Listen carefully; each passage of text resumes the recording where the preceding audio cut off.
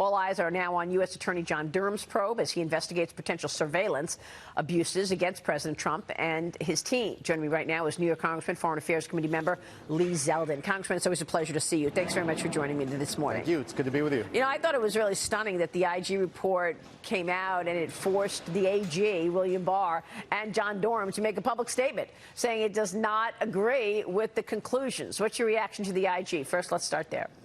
It's an important reminder that the investigation that was going on by Horowitz was not the only investigation that was going on at the Department of Justice. So the Inspector General has a limited amount of tools, really has to focus their investigation primarily on people who are at the Department of Justice, where the Durham probe, he has more expansive powers to get at interviews and information that might not be at Horowitz's disposal. But what Horowitz does uncover, and something that it's so important to have more transparency on and accountability, is with regards to those errors, with regards to the omissions in the decision to obtain those FISA warrants. As the Inspector General's report points out, there was a decision made not to pursue those spying warrants until in the middle of September, when they received this Steele dossier. And it's through omissions, it's through deception that they secure that first application. It's through omissions and through deceptions that they secure renewals. And through that process, the Department of Justice, the FBI, follows something called the Woods procedures. And as is pointed out by Horowitz, the Woods procedures were not properly followed here. And if they were followed, that might have helped deal with some of the mistakes that were made. But as Horowitz points out, even following the Woods procedures wouldn't have corrected all of the mistakes that were made. So that is really important information, where the FBI, the DOJ, needs to improve their process going forward, because if there's any court in America where the government should have the burden not only of providing the evidence that best supports their case, but also providing the evidence that best opposes their case, it's inside of one of these courts, because the person you're seeking to spy on is not represented by counsel in there. So a lot of mistakes were made, and I think that Durham will get to the bottom of some of the outstanding information. What do you make of Jim Comey coming out, tweeting, I'm going to be on Fox, oh no, they canceled me, and this was all lies. He's out, in force trying to put a damper on this report, saying that the FBI handled everything proper. I mean, when we know that there were 17 errors in terms of creating the justification for a warrant to spy on Carter Page, and we know that there was exculpatory evidence which was not handed over to the FISA court.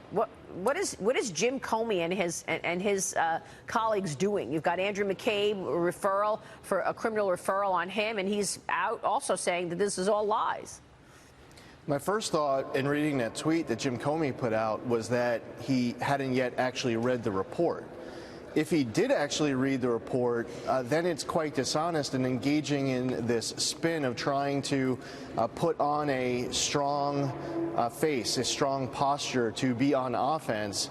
But he is not acknowledging, he's not accounting for all of the mistakes that were made under Crossfire Hurricane, and he is the FBI director. So where that thought is that the buck should stop at the top, he is actually advocating for zero accountability, as if no mistakes were made at all.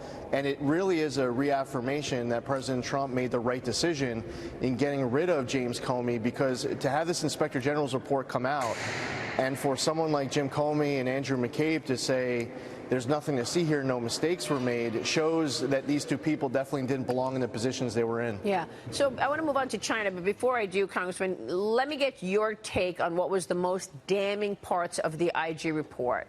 People are waking up this morning, it's 500 pages, it's hard to read the whole thing. We've been covering this for 3 years, so we understand where the wrongdoing was. But I want to hear from you in terms of where the most damning issues were in the IG report yesterday. I think it's good to read the summary in the first few pages to start. You could go towards the back of the report, look at Appendix 1, read the entirety of Appendix 1. It's a few pages. It has a lot of this spelled out. And then towards the back of the report, there's about 10 or 12 pages that go into detail about the errors that were made with regards to the first FISA application and then the renewals. So yes, as you point out, this is over 400 pages. Instead of reading it from front to back, my advice for those who are just trying to get some of the top lines, read the first few pages, read Appendix 1, and then the explanation of it towards the back of the report. And you're saying that will detail what? The wrongdoing was the exculpatory evidence that was not included in the FISA application, the fact that they relied on the Steele dossier almost entirely. Anything else? Yeah, it's going to detail the mistakes that were made with regards to that first application. It will detail the mistakes that were made in the renewals. Okay. It will detail the problem with not following the Woods procedures. And it also, at the beginning of the report, it really does start off well. If you can only read the first few pages of it, you'll get a good taste of all the top lines. The executive summary is very good. Let me move on to China, because both sides of the aisle want to ban Chinese buses and rail cars now after China reportedly banned foreign technology in its government and public offices. This is a big story, and I don't know that people are focused on this enough, because, you know, the story yesterday, which was cover story, Beijing orders removal of foreign computers and software by 2020 in the FT. And basically what this is doing is this is negating any opportunity for the U.S. to protect its intellectual property. Isn't that right? Right. Well, we have the president as is, the United States as is, has increased the leverage than we've seen at points in the past. If for nothing else, just the willingness of President Trump to go to battle, even with threats. We do need to get at all of the IP infringement that we've seen. The stealing of intellectual property is something that's very damaging for individuals, for companies, for the U.S. economy. So how this plays out, you know, the threats alone have proven at times to give increased leverage to the president in these negotiations. But throughout this entire process, I've had the position that the longer that this goes on, the more threats and the more actually follow through as it relates to those threats, that you actually get to the point where both countries end up losing. So I'm hopeful that the president is able to bring this negotiation to a close, at least getting this first phase done as quickly as possible, because there is a big benefit to the U.S. economy.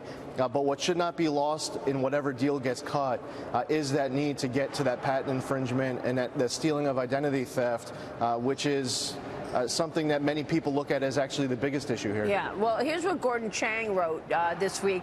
After all of these cybersecurity rules are in place, no foreign company may encrypt data so that it cannot be read by the Chinese central government and the Communist Party of China. In other words, businesses will be required to turn over encryption keys. So I'm saying to my head, okay, so then why do a deal if there's absolutely no opportunity for us to protect your intellectual property? We're going to have Wilbur Ross on to talk about that coming up. But real quick on USMCA, we're told an agreement on passage has been reached. You heard it here first because I talked about this on Thanksgiving. What's your reaction to this? And do you believe that we will see Nancy Pelosi bring it to the floor this week?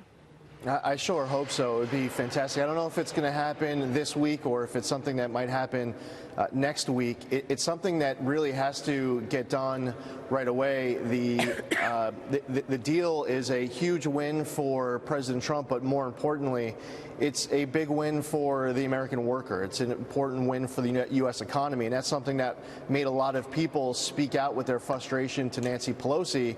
Is despite the fact that she dislikes President Trump, that she wants to do anything in her power to make sure he doesn't get reelected, including this impeachment, to hold back on wins for the U.S. economy, where you'll see jobs created, you'll see an increase in U.S. investment, where you could see a benefit to the U.S. GDP.